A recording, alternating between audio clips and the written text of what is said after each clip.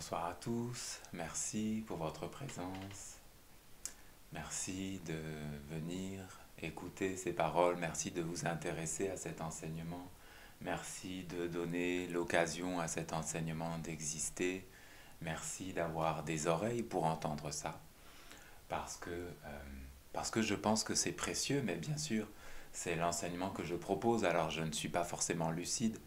Mais j'ai l'impression que dès que quelque chose est universel, dès qu'il peut apporter une bénédiction à tous les êtres, alors c'est précieux.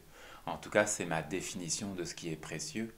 Et je vous remercie vivement de vous intéresser à cela et de permettre que cela puisse avoir un écho, avoir une répercussion et peut-être toucher le monde, peut-être embellir le monde. En tout cas, c'est pour cela que je travaille, c'est pour cela que j'ai écrit cette conférence, c'est pour cela que je vais la prononcer. C'est pour que quelque chose, une certaine vision de la relation, voilà, parce que je vais à nouveau parler de la relation angélique, la relation vertueuse. C'est pour que cette vision-là de la relation puisse exister dans le monde, qu'elle puisse faire un petit pas, qu'elle puisse grandir un petit peu et puis que quelqu'un d'autre vienne après moi et qu'il apporte une pierre et qu'il apporte encore une deuxième pierre, une troisième pierre et que ce soit comme ça un chemin où la relation peut devenir vraiment une trajectoire d'éveil et qu'il y ait des êtres qui prennent cela au sérieux de la même manière que dans le monde. Beaucoup de choses sont prises au sérieux, beaucoup de choses entrent dans une continuité de construction et elles apportent quelque chose, pas forcément quelque chose de beau, pas forcément quelque chose de grandiose. Voilà, par exemple, on peut regarder les voitures, on peut regarder les armes, on peut regarder les ordinateurs, on peut regarder plein de choses. Il y a toujours quelqu'un qui vient après, il y a toujours un groupe qui se forme, il y a des équipes d'ingénieurs, il y a des équipes de chercheurs, il y a des scientifiques, il y a des êtres qui donnent toute leur vie pour que ces choses apparaissent et ces choses apparaissent et elles existent dans le monde. Moi, ce que je voudrais proposer, c'est la relation angélique, la relation vertueuse. Et je voudrais amener cela dans une logique de construction, vraiment que ce soit comme un chantier et qu'on ait une vision claire de l'étape dans laquelle on est, qu'est-ce qu'on essaye de construire maintenant, vers quoi est-ce que ça va, et, euh, et est-ce qu'on peut le faire? Est-ce qu'on a des outils? Est-ce que la méthode est appropriée, qu'on puisse s'évaluer? Presque on pourrait dire, si j'employais les mots du monde, je dirais, mais peut-être on peut faire un audit. Mais pour faire un audit, c'est pareil, il faut avoir des méthodes, il faut avoir des critères. Mais nous aurions besoin de toutes ces choses-là dans notre tradition. Est-ce qu'on peut évaluer ce qu'on fait de manière objective? Est-ce qu'on peut rendre ce que nous faisons reproductible? Est-ce qu'on peut amener une vision scientifique, structurée, intelligente dans la spiritualité, dans la relation?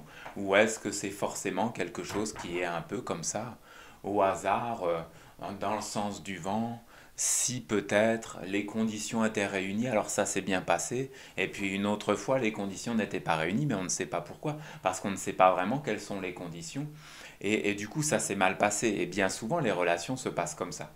Presque toutes les relations se passent comme ça. Il n'y a pas de maîtrise dans la relation, il n'y a pas de vision claire de la relation, et encore moins, la, on n'envisage pas la relation comme un chemin d'éveil, comme une voie d'éveil. Et moi, au contraire, je pense, et c'est la vision que je veux vous proposer, c'est que la relation est réellement une voie d'éveil qui te permet d'évaluer. Voilà, en observant la manière dont tu es en relation, tu peux t'évaluer, tu peux savoir où tu en es.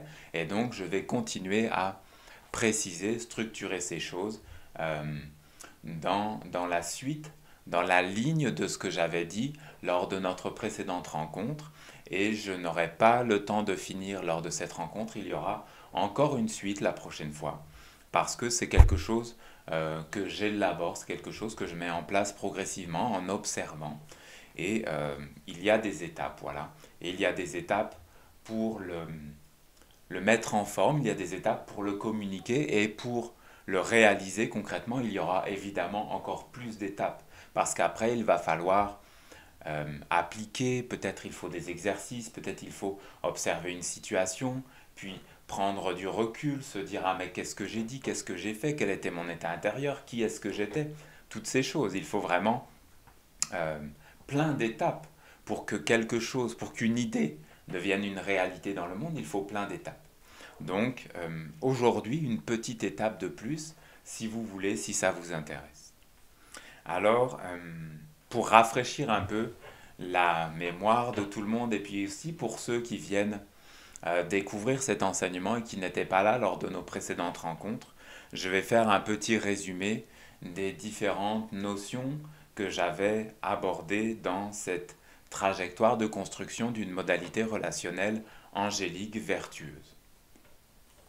Alors, la première notion que j'avais proposée, c'était la notion de vie intérieure et vie extérieure.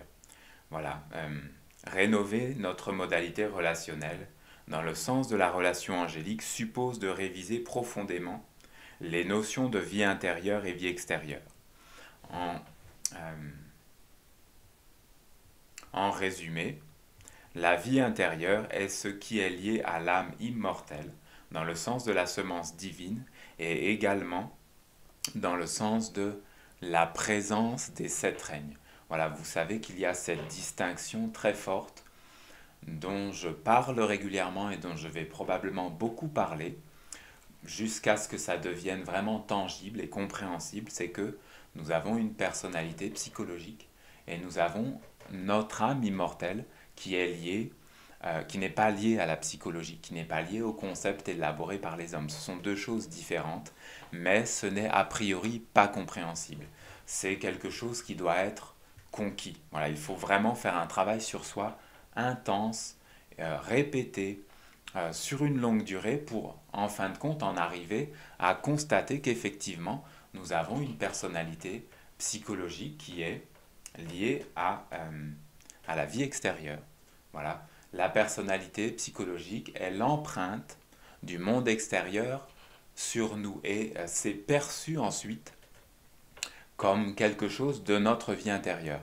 Mais ce n'est pas la vie intérieure. Nous, ce que nous constatons, ce que nous observons par les différentes méthodes que nous avons dans notre tradition depuis des siècles et des milliers d'années, c'est qu'il y a une vie intérieure qui est liée au monde divin et il y a une fausse vie intérieure qui en réalité est une vie extérieure, qui est liée à l'ego, qui est liée à la personnalité mortelle, qui est liée aux problématiques du monde, les concepts du monde, les modes du monde, l'hérédité familiale, toutes ces choses-là, la société. Voilà, qu'est-ce que la société nous demande, qu'est-ce que la société, de quoi la société nous fait rêver, vers quoi la société nous conduit. Toutes ces choses qui impriment une sorte de vie intérieure, je ne vais pas dire vie intérieure, mais toutes ces choses sont perçues comme de la vie intérieure, alors que c'est le monde extérieur. Donc il y a vraiment cette première étape qui est déjà l'accepter intellectuellement. Parce que si déjà intellectuellement ça ne te plaît pas, d'envisager cela, bien sûr, pour ensuite aller vers un vécu concret, vers une construction concrète d'une vie intérieure liée à l'âme immortelle, liée au monde divin, liée à d'autres choses dont je vais parler après. Si déjà intellectuellement tu ne l'acceptes pas, alors évidemment la suite ne pourra pas avoir lieu. Et dans le monde, bien sûr, pour l'immense majorité des personnes, ça s'arrête là. C'est que simplement, l'idée est refusée. Peut-être plus en Occident, parce que l'Occident va vers l'athéisme. L'Occident va vers l'accident. J'étais en train de dire ça. Je ne sais pas si vous avez entendu, mais j'allais dire l'accident. L'Occident va vers l'accident parce qu'il ne veut plus, il ne veut plus prendre en compte l'universalité, l'immensité du monde. Il veut se dire, mais en fait, l'homme se suffit à lui-même et l'homme peut tout exploiter pour lui-même. Ce n'est pas du tout notre vision. Alors, je vais venir maintenant sur le deuxième point, un deuxième point que j'avais proposé. C'était la recherche de complémentarité, la recherche de complétude. Donc, j'avais développé dans cette conférence que cette recherche de complémentarité est un des principaux moteurs des humains après les problématiques directement liées à la survie du corps. Cette recherche s'organise selon 3 directions différentes. Voilà, ceux qui étaient là probablement se souviennent, c'est qu'il y a deux directions qui sont illusoires et qui non seulement n'aboutissent jamais, mais en plus sont morbides. Morbides dans le sens que, en fait, elles sont nocives. Elles amènent la souffrance, voilà. Dans ce sens-là, et même ensuite sur le corps, la répercussion sur le corps, dans une vision matérialiste, on dirait, on va se centrer sur le corps, mais on s'aperçoit que le matérialisme détruit le corps, en fin de compte.